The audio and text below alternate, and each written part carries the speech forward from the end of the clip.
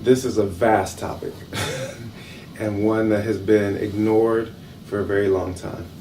So it's not a thing that I could fully do justice to in any way in a brief interview as this. So I'm just going to touch on a couple of key, themes that I think, provide lessons, like, trying to provide maximum benefit in a short amount of time. So I'll reduce it to three kind of key lessons that we can draw from the West African Islamic tradition. Keeping in mind, first and foremost, that the West African Islamic tradition is the origin of the American Muslim community. Because enslaved Africans were brought to this country before this country was this country.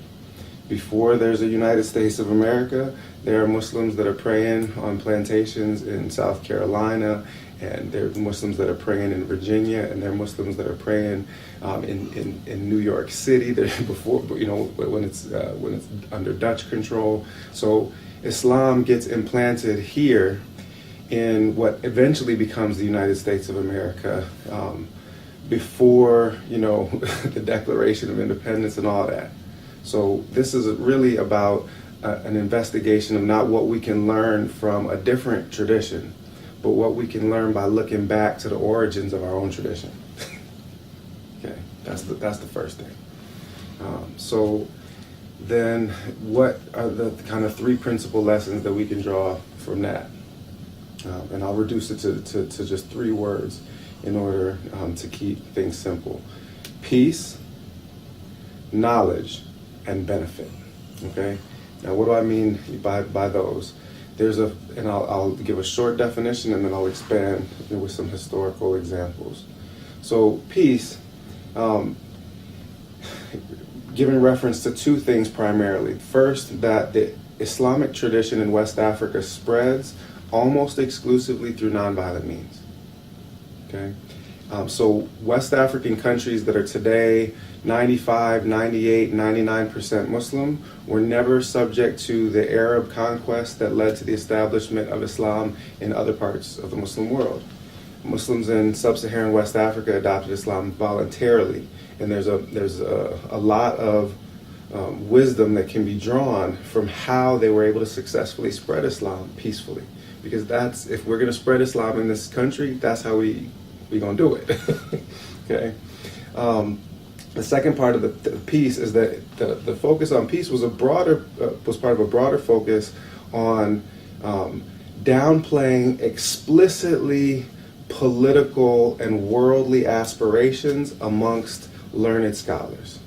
Leave the world to the worldly.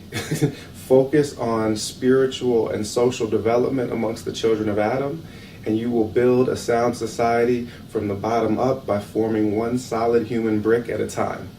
Rather than trying to capture power from the top down, build society from the bottom up. So peace, and I'll come back to historical examples. Knowledge, a focus on a deep commitment to learning and scholarship. Okay, in other words, Islam not as being Islam not as being about identity. I'm a Muslim. No. What does that mean? It means learning, pursuing knowledge of God. Pursuing knowledge of His messenger, alayhi salatu wasalam. That's the model. So not focused on identity, not even focused in a narrow way on piety. Piety is of course important, but the people of guidance in this religion have been referred to in the Quran as the ulama, the knowledgeable. So being pious isn't enough. You've got to pursue knowledge. And that has particular lessons for our communities, particularly I think in the African American Muslim community. As a kid, small child growing up in D.C. in the late 1970s, early 1980s, if you had your face in a book, somebody would accuse you of acting white. And we need to be reminded that there were jet black West African scholars reading and writing books in the Arabic language, reading and writing books in African languages using the Arabic script 1,000 years ago. And they built their communities and centered their social lives around the pursuit of knowledge. So that is in no way a value or a set of practices that's alien to our community. Finally, benefit, and then these are just the glosses. We'll give it some examples. Benefit, that the main part of how that peaceful spread of Islam took place was that there was less of a focus on overt proselytizing, attempting to convince people of the truth of your religion, than there was an attempt to focus on providing benefit to the children of Adam, Muslim and non-Muslim alike. There's a hadith where the Prophet ﷺ says that the hearts of the children of Adam naturally incline to those who provide benefit for them.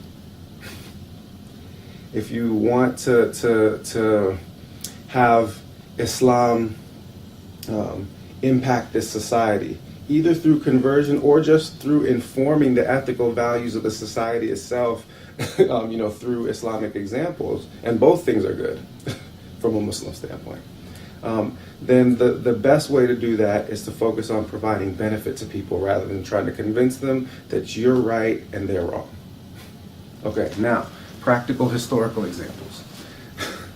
The military conquest, peace first, the military conquest didn't reach sub-Saharan Africa for a number of reasons. First and foremost, when the Muslims tried to come down the Nile, they were defeated by a Nubian army in 652 CE that had a corps of archers that were described in contemporary Muslim sources as capable of putting an arrow in your eye from 300 paces away.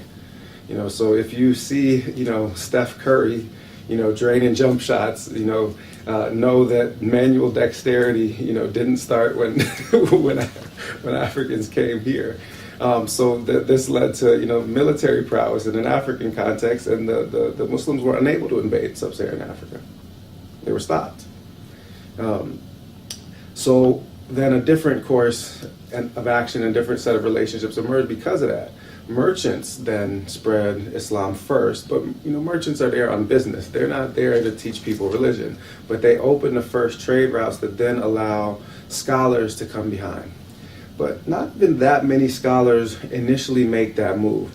What's decisive, especially in West Africa, is that after the first Muslims come and a few scholars follow them, down trans-Saharan trading trails, some indigenous West Africans themselves not only convert to Islam, but take it as their vocation to teach the Quran and to spread Islam and Islamic knowledge specifically within their own societies. So it's the emergence of an indigenous West African clerical class, a class that focuses on religious knowledge, that ends up transmitting Islam in all the different directions throughout West Africa. Yeah, sure.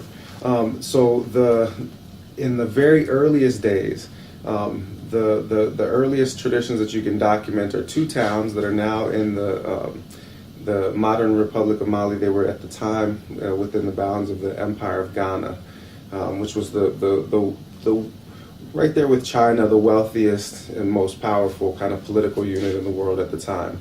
But the two towns were called Kabara and Jaga. So Kabara was a place that produced a bunch of really erudite scholars, from the period of about 900 or 1000 CE until the 15 or 1600s, and not so many since. But Jaga, which is the point of origin for probably the oldest living tradition of scholarship today in West Africa, the Jahanke tradition, the name comes from Jaga. That was a teaching tradition that was established in the same period and is still alive today, more than 1,000 years old. And there's Jahanke clerical families with names like Drame, Jane, Sise, Toure, and others in almost every West African country right down to the present. And they, in turn, members of other West African ethnic groups imitated their model and began specializing in Islamic knowledge within their own communities because they learned Quran from these people and replicated the model in their own society. So Islam spread in these ways. So this happens, in Senegal. It happens in really all over, all over West Africa. And this, ends up being the thing that really starts to implant Islam in West African society as early as 1,000 years ago. The way that I often like to say this is that, so the Quran was taught on these wooden boards, which was actually one of the first mediums that was used to write the Quran in the early days of Islam.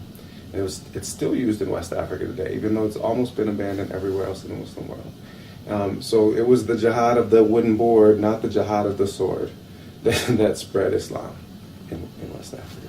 It was the jihad of teaching people literacy skills and the Quranic text that did a lot of the work. But it was tied, and I'll just take things so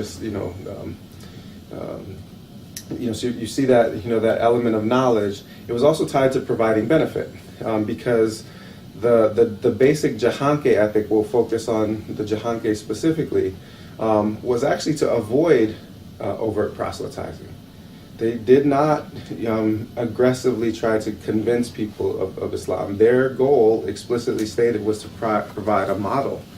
And so instead, they would do things like, cook large amounts of food on Friday, give them away as alms.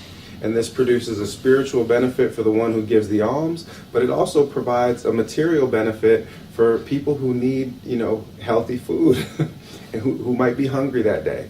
And if the hearts of the children of Adam naturally incline to those who provide benefit, then their hearts are going to start to incline to people who provide this kind of benefit. One of the things that they often specialized in was actually using herbal healing technologies as well. So these teaching families were also often healing families. So this is also another way, that they were seeking to provide benefit. So this peaceful spread of Islam was related to those other two dimensions, the knowledge dimension and the benefit dimension. But that peaceful spread was predicated on, especially in the Jahanke case, but also with a bunch of other clerical groups in West Africa, and I'll mention a few of them. It was based on an explicit avoidance of political authority. Scholars should not try to become kings, because the basic role of the scholar in the West African, and one could say indeed the Islamic conception of the relationship between political and religious authority, the basic role of the scholar is to provide an independent, autonomous, ethical, and religious critique of those who exercise power. So they separate church and state to protect the independence of the church, not to protect the state. See, in the West, we separate church and state to protect the state from the church. They did it to protect the church from the state, to keep it from being corrupted by the natural tendency in the human being to provide interpretations of Islamic law and Islamic understandings that would be favorable to political authorities, so that they would ultimately, be currying favor with rulers, or even trying to become rulers themselves. And in the few cases where they did try to become rulers themselves, the results were often, bad, because who is going to provide an independent critique of the state when the scholars have become the state? So you end up with bad religion and bad politics at the same time. And this was not just in the Jahanke tradition, and within the tradition of the Mouridiya in Senegal. There's a famous story about the founder of the Mouridiya, Ahmadou Bamba Mbake. He's invited by the most powerful ruler in his part of the world in the late 19th century, the Damo of Kajor, to come and serve as his chief judge. And Bamba, as a young man, got to observe some of the fundamental injustices that could be, tied to that. Actually, many of them had to do with justifications for enslaving people, and he distanced himself from this because it was something that he found revolting. In fact, there was once when a person came to try to give him a gift of a slave because of his piety, and he said, "You own him? And the man said yes. And he said, he said in Wolof, he said, "Soko mo me yamu mo, ndahmak mo myo bokoporom," which means, if you own him, then you own me, because he and I have the same master.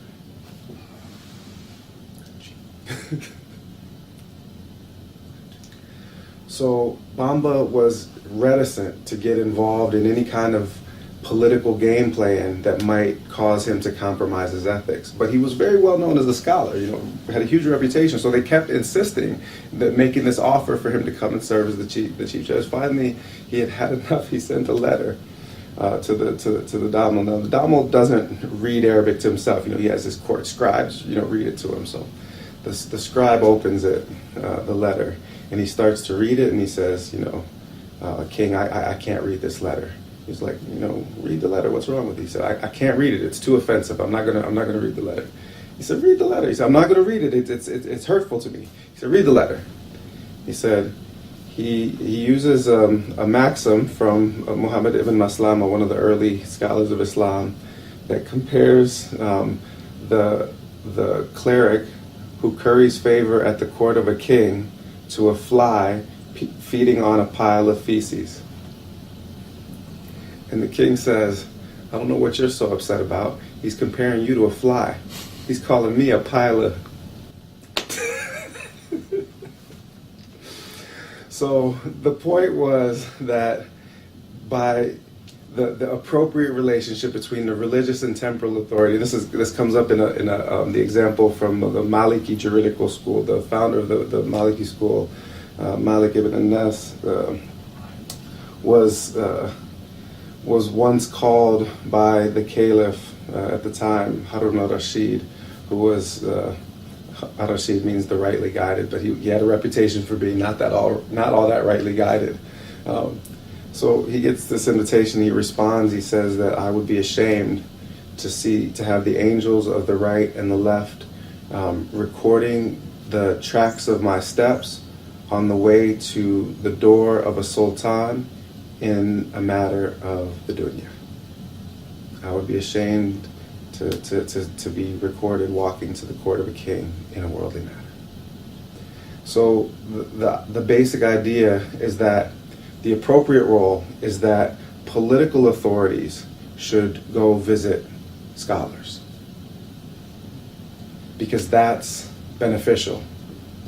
But when scholars go to it means that they want something in this world, and you should watch out. You should watch out.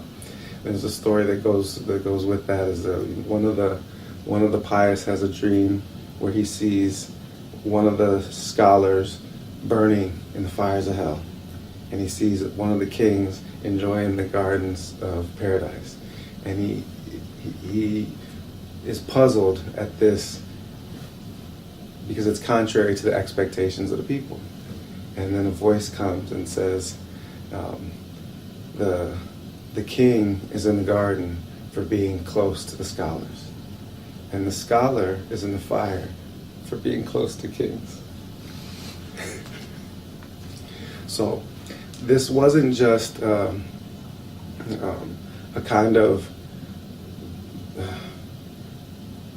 thoughtless disengagement from the political sphere. It was an ethical disengagement from the political sphere. It wasn't just in the cases like amongst the Jahanke or within the Muridiya tradition where there's pronounced doctrines of nonviolence. It wasn't just a kind of unthinking nonviolence, like, oh, violence is bad. No, there's certain kinds of violence that when people attack your family, you have a right to defend yourself.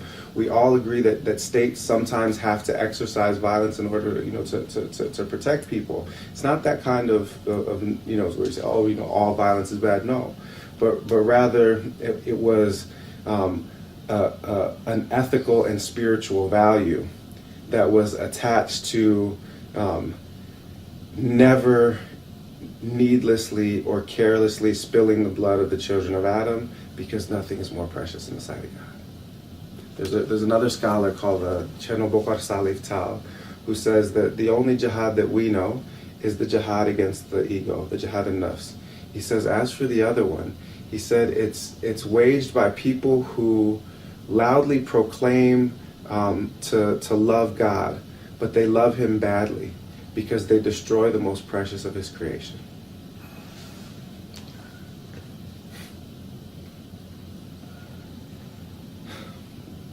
So, instead of harming the children of Adam, provide benefits to the children of Adam. Instead of proclaiming your Muslim identity and standing on high, looking down at other folks, teach and learn knowledge. Make yourself knowledgeable, make yourself beneficial. People will want what you have. You won't have to tell them about it. You won't have to persuade them. They'll be persuaded by your, example. Because people don't really, a certain amount of impact can be had by listening to what people say. But human beings are more practical than that. We watch what people do. And when you see, somebody, who behaves in a way that's beautiful, you aspire towards that. And you want whatever they have that allows them to do it. Now, when you stand from a position of, I'm a Muslim, I'm better, my identity is superior to yours, people can smell pride at distance, and it's revolting. They will turn and run in the other direction.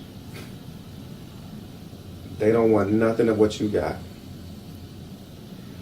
But when you cultivate humility, when you serve the weak and the poor and the needy, then they get interested. There's also another benefit in that, which is that they always started with the weak and the poor and the needy, because and that was also why it was such a strong critique against the people who went running to kings. Because the Quran teaches that the followers of all of the prophets, upon them all peace, always had their impact amongst the poorest and the meekest members of society, because they have nothing to lose. One of the biggest difficulties in getting people in getting people interested in Islam if they're non-Muslim, or getting people to make spiritual progress if they already are Muslim, is getting people to give up attachment to the dunya, give up attachment to worldly things. Listen, poor folks have had the world make that decision for them. They've already given up one of the four principal enemies of man. Ghazali identifies them, and Ahmad Bamba, the scholar I just mentioned earlier, he reduces them to a mnemonic device to help you understand. They're the nafs, the shaitan, the hawa, the dunya. Na-shahadu. We bear witness. So the lower soul, the devil, the passions, and the world. And the world has already been, taken away from poor people. They don't have nothing to lose, so it's easier to reach them. Start by feeding the poor. Do that rather than, preach. So knowledge, benefit, peace, scholarship, service, and a focus on the social rather than the political. And there are many, many other examples that I can get to, far too many, for an interview this short. And, there's all kinds of, wonderful scholarship, that emerges from this tradition, because of the trauma of slavery. Many, as I said at the beginning, many of these West African scholars and West African Muslims end up being brought, to these very shores, and they're the first ones to implant Islam here. There's many elements to this story, and I discuss a number of them in a book that called the Walking Quran: Islamic Education, Embodied Knowledge, and History in West Africa. So, inshallah, this brief, exchange about some of the key elements of that Islamic West African tradition that are most applicable in our society here today will invite people to reflection, will invite people to reflect on Islamic ethical principles and models, but also on history. And also specifically on West African history and the things that can be gained from it. And inshallah, that will be a thing that will provide both knowledge and benefit, and hopefully lead to increasing peace.